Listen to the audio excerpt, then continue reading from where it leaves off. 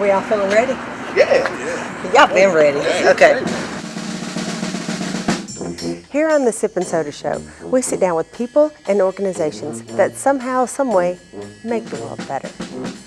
Come hang out with us. Get connected, get educated. I guarantee you're going to get uplifted.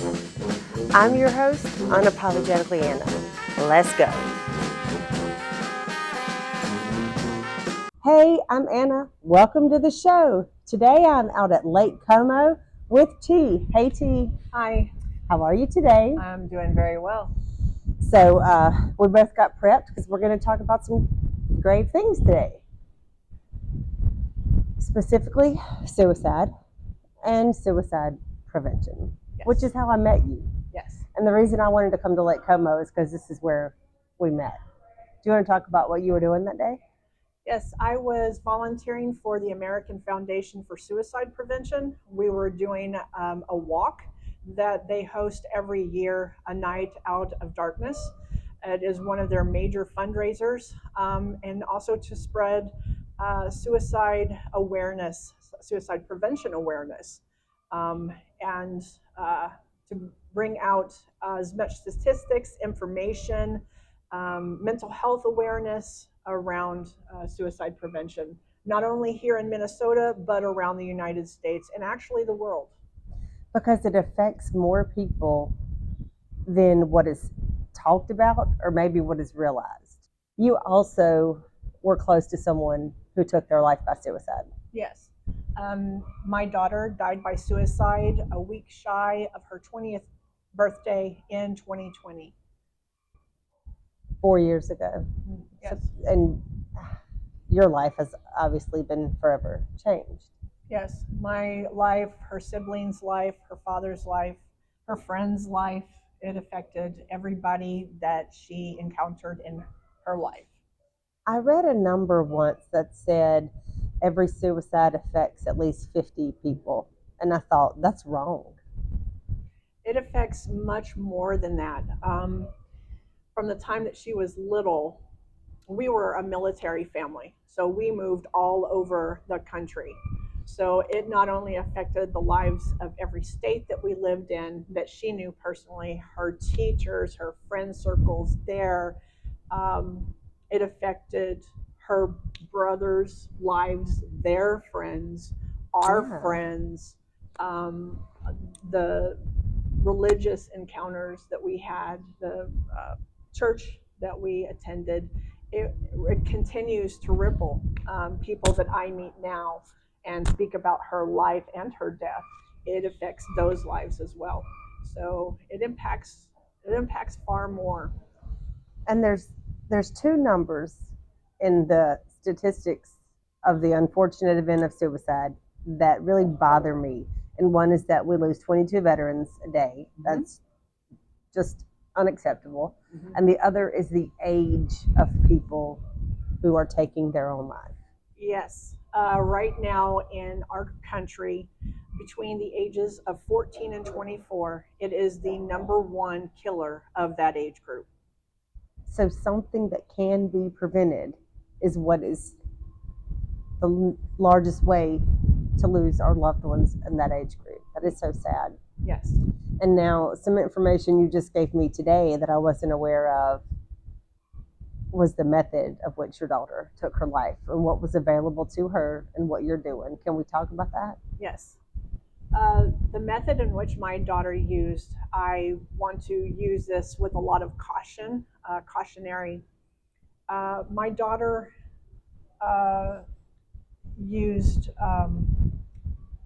looked on a suicide forum online. She was conversing with a lot of people who were engaged in suicidal ideation. And she found through that forum that you could order a suicide kit through Amazon and other online entities. And it is in the form of sodium nitrate. And sodium nitrate is a food preservative. And the promise of this poison is that you will die peacefully. And that is a bold-faced lie. what happens when you take sodium nitrate is you add it to water and you partake of it, and it starves your body of oxygen. It is a very, very uncomfortable death. You will asphyxiate on vomit. Your organs shut down very quickly. You will gasp for breath. And she was able to order this without our knowledge, myself and my spouse's knowledge, by opening up an account online, paying for it privately, and having it shipped to the house.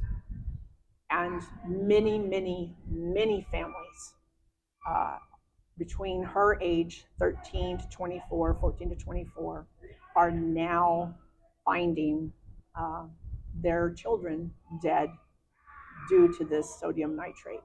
And Amazon knows about it, but they will not stop public use. It should be for commercial use only, because sodium nitrate is used in baking for mass quantities. It should not be used for public consumption. And I can't understand why the request to remove this isn't being honored. Is it that big of a moneymaker for them? It is, But on the commercial, on well, now on the public side as well. That is something that lawmakers are looking into. A few states have already passed laws that are banning public options to purchase. You have to have a business account in order to buy it. So the public option is no longer available. There is a bipartisan bill, a federal bill, that has already passed the House, and it's going before the Senate to stop this as well. I am wanting to go through our legislative process to write a bill in honor of my daughter Taylor to stop this as well. So I'm just in the initial stages of this. I have an advocacy team that I'm working with, an attorney as well. There is a class action lawsuit representing many, many parents all over the country. So I am in beginning stages with them. But right here in Minnesota, if we can just get something stopped, it will at least take the option off the table for someone who is in dire crisis of suicidal ideation. So it can just maybe stop them for a moment to think about their life, where they don't want to either do it or have a parent come in and intervene, a friend intervene, or somebody intervene and give them the moment to rethink their life and let that moment pass so they can have a new day. Amen. And I'm gonna, it's a grave topic. It's a grave situation. It's serious. It needs to be talked about. But I heard you say you flipped your pain into purpose, and I have told you most people I end up interviewing have done so. Mm-hmm. And I want to take a moment to celebrate that, and to celebrate you, and to celebrate your efforts with changes to laws and policy. That's big. Thank you. Thank you for doing you. And thank you for working towards that. Thanks for just being here and talking about it. I hope who needs to hear it hears it. You shared with me also that you worked through the thoughts of what could I have done. There's guilt associated when you are a parent of a child. I mean, 20 years old is still a child, right? My daughter's going to be 22, and I think of her as my baby still, right? I don't know if that ever goes away. What are these thoughts that you have where you're beating yourself up, and what advice can you give to the other parents? Keep the lines of communication open. Don't fear that you're meddling. Take the time to reassure. Get in their business. Get in their business. That is so uncommon these days. It is. We're so afraid to cross a line when it comes to checking in. It's okay to check in. It's okay to send those texts. Hey, where are you? What are you doing? Are you okay? And if you don't hear back, send up a follow-up text. It's it's not meddling. It is wanting to make sure. Just keeping those lines of communication open. Um, Knowing who their friends are. It's okay to know who their friends are. It's okay to give them the freedom as well, allowing that freedom, but also, being a part of their lives and letting them know how you feel, letting them know that you love them. They need to hear positive things, not always, hey, can you do the dishes? It's not always about what they can do, but it's about how we feel about them. They need to be hearing positive things because they get so much negative from our society, from social media, and they're just bombarded with it. And what they need is to be, reassured. And see, we don't have parents yet that can relate to what it's like to grow up with the extent of social media. That's right. Because, I mean, my generation was the first generation to have children with cell phones in kindergarten, not mine. But this is all still new. It's going to take a couple generations. Yes. We have got to stop and check ourselves and remember what it was like to be a teenager and to be so self-conscious. That's right. And then realize theirs is amplified. Yes. Because they're on the camera all the time. Right. Whether it's the cell phone camera or the cameras in school now. I mean, they're on that Snapchat and Insta and being judged. And learning for us to be on that Snapchat, for us to be on that TikTok, for us to be on that Instagram and Snap, and just being a part of that generation too. Yeah. It's okay for us to learn, being a part of their generation, not expecting them to be a part of our generation, but being involved in their life too. It's important. Were there any signs? Yes, there were signs.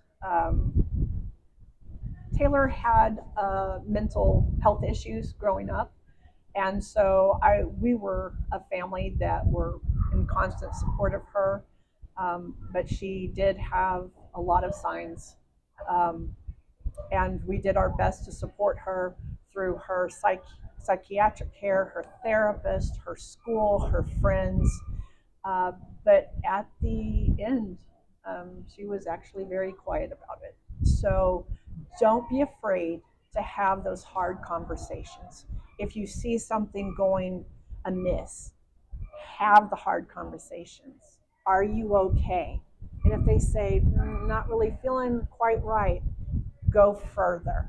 Are you thinking about hurting yourself? Do you have an active plan? What can we do? Because if it's okay to ask these questions, matter of fact, it's necessary. There are statistics that prove that asking about suicide does not encourage more suicide. It actually helps prevent it. I am so glad you said that because I know I have spoken to you about the Stronger Together Foundation. Yes. It was founded in my hometown to help prevent veteran suicide. And the first time I talked to one of the founders, he said, well, we're trying to have an event, but we're having a hard time getting people to back us because they think we're promoting suicide. And my heart just sunk. I mean, are you kidding me? No one in their right mind is promoting that, first of all. And if they are, hopefully they have enough loved ones or they've raised enough red flags that someone would stop them. Awareness is important, and we have to raise awareness. Yes. There's a reason I met you. There's a reason I've met other people who are trying to raise awareness because it is a problem and we can do something. This is us doing something. And we're going to dedicate this show to Taylor, your daughter. Thank you.